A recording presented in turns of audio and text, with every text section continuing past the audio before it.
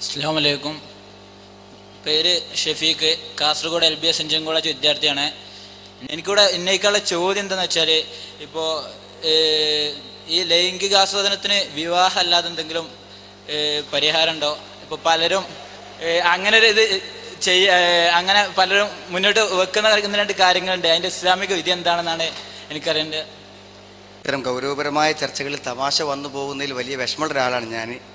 അത് നിങ്ങളും എല്ലാവരും ഉൾക്കൊള്ളുമെന്ന് ഞാൻ വിചാരിക്കുന്നു. സംശയമായി ചോദിച്ച് അങ്ങനെ എല്ലാവരുടെയും പൊതുവെ ചോദിക്കാറുള്ള ആളുകൾ ഫോണുകളിൽ ചോദിക്കുന്ന സംശയങ്ങളിൽ ഏറ്റവും പ്രധാന ഒരു സംശയമാണ് ലൈംഗികമായ ഒരു സംതൃപ്തിക്ക് വേണ്ടി സ്വയം ഭോഗം ചെയ്യുന്നതിനെക്കുറിച്ചുള്ള ഒരു സംശയം എല്ലാവരും ഉന്നയിക്കാറുണ്ട്.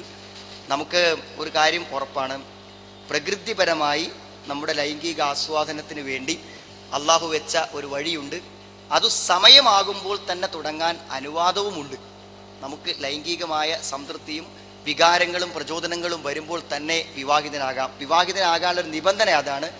മനിസ്തതാഅ മിൻകുമുൽ ബാഅത്ത് എന്നുള്ളതിന് പണ്ഡിതന്മാർ കൊടുത്ത വിശദീകരണങ്ങൾ കേട്ട് നമുക്ക് അറിയാൻ പറ്റും. ലൈംഗികമായി ബന്ധപ്പെടാനുള്ള ശേഷി, വിവാഹം കഴിക്കാനുള്ള ശേഷി, എല്ലാ പ്രായപൂർത്തി എല്ലാം അതിൽ ഉൾപ്പെടുത്തിയിട്ടുണ്ടായ ചർച്ചയിൽ. അതുകൊണ്ട് അത്തരം ഒരു വിചാരം വരുമ്പോൾ അതിൻ്റെ പരിഹാരം അതാണ്.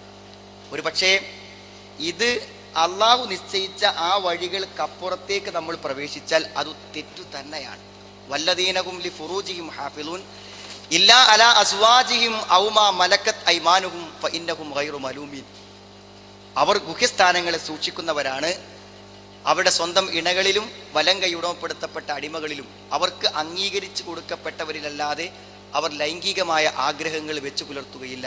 ഫമനിബ്തഗാ വറാഅ ദാലിക, ഈ ഇണകൾക്കപ്പുറം ആരെങ്കിലും എന്തെങ്കിലും ആഗ്രഹിച്ചാൽ ഫഉലൈക ഹുമുൽ ആദൂൻ, അവർ തെറ്റുകാർ തന്നെ, അവർ പരിധി വിട്ടവർ തന്നെ. വിശുദ്ധ ഖുർആൻ വ്യക്തമായി പറയുന്നൊരാശയമാണ്. പിന്നെ അങ്ങനെ ഒരു സംശയം സമൂഹത്തിൽ വരാൻ കാരണം, ഒരു വ്യഭിചാരത്തിൻ്റെ മുമ്പിൽ നിൽക്കുമ്പോൾ തൽക്കാലം അതിൽ നിന്ന് രക്ഷപ്പെടാൻ വേണ്ടി ചെയ്യുന്നതിന് വിരോധമില്ല എന്നൊക്കെ പറയുന്നുണ്ട്. എങ്ങനെ ഒരു വിശ്വാസി അങ്ങനെ സ്ഥലത്ത് എത്തിപ്പെടുന്നത് സഹോദരങ്ങളെ? ഒരു സൂക്ഷ്മതയുടെ ഭാഗം എന്ന് പറഞ്ഞാൽ അങ്ങനെയല്ല. ഇതൊക്കെയെന്ന് പറഞ്ഞാൽ ഒരിക്കലും ഓരോ തിന്മകൾക്ക് ആളുകൾക്ക് പ്രചോദനവും ന്യായവും കൊടുക്കാനുള്ള ഓരോ കാര്യങ്ങളല്ലാതെ അതൊന്നും ഒരിക്കലും ന്യായീകരിക്കാൻ പറ്റാത്ത കാര്യങ്ങളാണ്. പിന്നെ നിങ്ങൾ മനസ്സിലാക്കേണ്ട ഒരു കാര്യം എന്ന് പറഞ്ഞാൽ, അങ്ങനത്തെ ഒരു പ്രവൃത്തി ചെയ്യുന്നവനെ പ്രേരിപ്പിക്കുന്നത് എന്താണ്?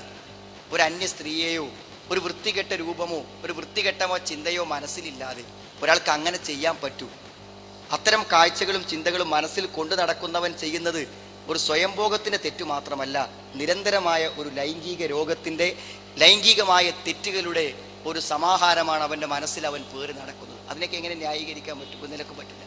പിന്നെ മാത്രമല്ല, നിങ്ങൾക്കറിയുമോ എന്ന് എനിക്കറിയില്ല, പൊതുവേ നേരത്തെ അക്ബർ സാഹിബ് ഇവിടെ സൂചിപ്പിച്ചതുപോലെ ശരിയായ ലൈംഗിക ജീവിതത്തിന് അത് തീർച്ചയായും തടസ്സം സൃഷ്ടിക്കുന്നു മാത്രമല്ല, എൻ്റെ മുന്നിൽ എത്രയോ ഉദാഹരണങ്ങളുണ്ട്.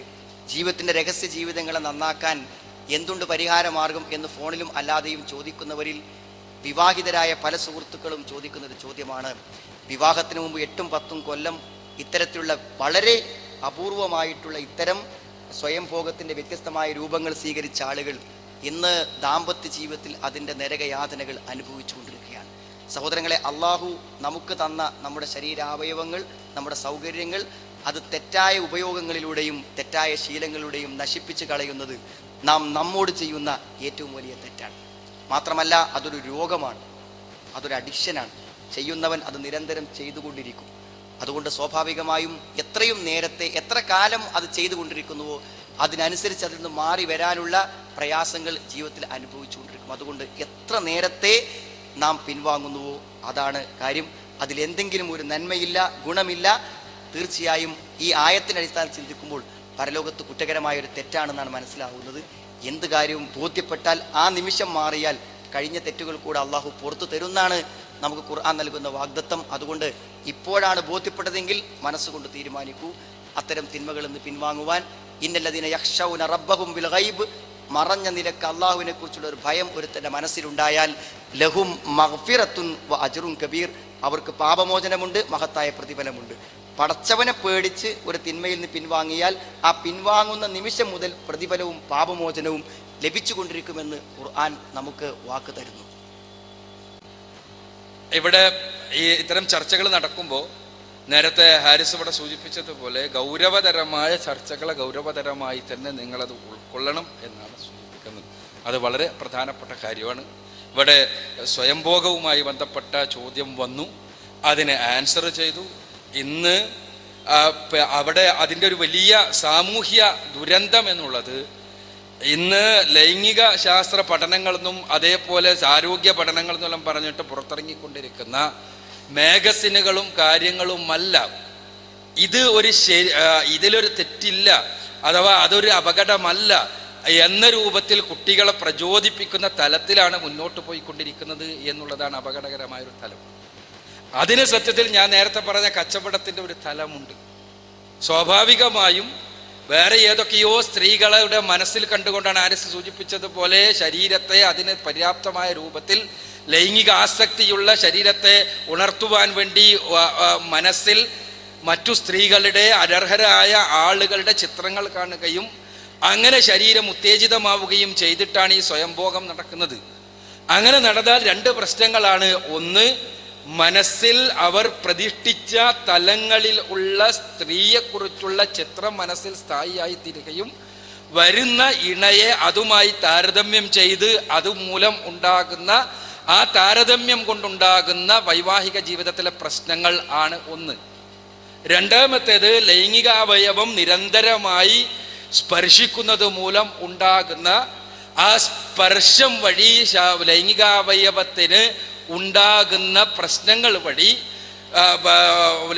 യഥാർത്ഥത്തിലുള്ള ലൈംഗിക ജീവിതത്തിൽ സംതൃപ്തമായ ബന്ധം പുലർത്താൻ കഴിയാത്ത രൂപത്തിൽ നടന്നു പോകുന്ന ശാരീരിക ബന്ധത്തിൻ്റെ അവസാനപാട് അതിലെ മറ്റൊരു തലം. ശീഘ്രസ്ഖലനത്തെ പോലെയുള്ള പ്രീമച്വർ എജാക്കുലേഷനെ പോലെയുള്ള പ്രശ്നങ്ങളുടെ യഥാർത്ഥത്തിലുള്ള കാരണം തേടി ചെന്നാൽ നമ്മൾ കാണുക ഇത്തരം ലൈംഗിക വൈകൃതങ്ങളിലാണ്. പക്ഷേ നമ്മുടെ ലൈംഗിക ശാസ്ത്ര പഠനങ്ങളും പഠനക്കാരും നമ്മുടെ ആരോഗ്യശാസ്ത്ര മാസികകളുമെല്ലാം ആവർത്തിച്ച് പറഞ്ഞുകൊണ്ടിരിക്കുന്ന ഒരു കള്ളം ആ രംഗത്തുള്ളത് കൊണ്ടാണ് ഞാനത് പ്രത്യേകം എടുത്ത് പറയുന്നത്. അത് കളവാണ്, അത് ഇവരുടെ കച്ചവടത്തിൻ്റെ ഭാഗമാണ്. വിവാഹമാകുമ്പോഴേക്ക് ലൈംഗികമായി അസംതൃപ്തരായി ആളുകൾ മാറണം എന്നുള്ള രൂപത്തിലാണ് മുതലാളിത്തം കാര്യങ്ങൾ നീക്കുന്നത്. അതുവഴി നിങ്ങളെ ആ ഒരു രംഗത്ത് കച്ചവടവൽക്കരിക്കാൻ നമ്മെ വളരെ സമർത്ഥമായി ഉള്ള കെണികൾ ഉണ്ടാക്കിയാണ് ആ രംഗത്ത് ചെയ്യുന്നത് എന്ന് നമ്മൾ മനസ്സിലാക്കണം.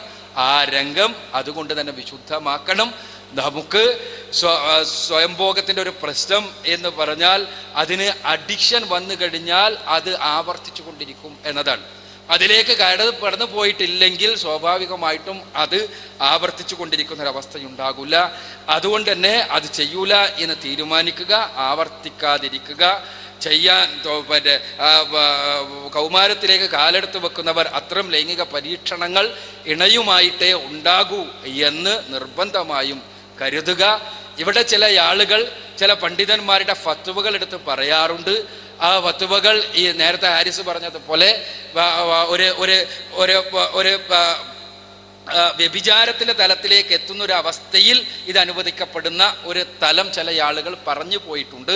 പക്ഷെ അത്തരം ആളുകൾ പോലും വിവാഹിതരായ ആളുകൾ തൻ്റെ സ്വന്തം ഇണയുമായി അകന്നു നിൽക്കുകയും മാസങ്ങളോളം ഇണയിൽ നിന്ന് അകന്നു നിൽക്കേണ്ടി വരികയും മറ്റൊരു വിവാഹം ഈ സമയത്ത് സാധ്യമാകാതിരിക്കുകയും ചെയ്യുന്ന സന്ദർഭത്തിൽ ആ ഇണയ മനസ്സിൽ കരുതിക്കൊണ്ട് നടക്കുന്ന ഒരു സ്വയംഭോഗത്തെക്കുറിച്ച് മാത്രമേ അത്തരം ആളുകൾ പോലും അത്തരം സന്ദർഭത്തിൽ വലിയൊരു തിന്മയിലേക്ക് പോകാതിരിക്കാൻ ഇത് അനുവദനീയമാകുമെന്ന് പറഞ്ഞു പോയിട്ടുള്ളൂ.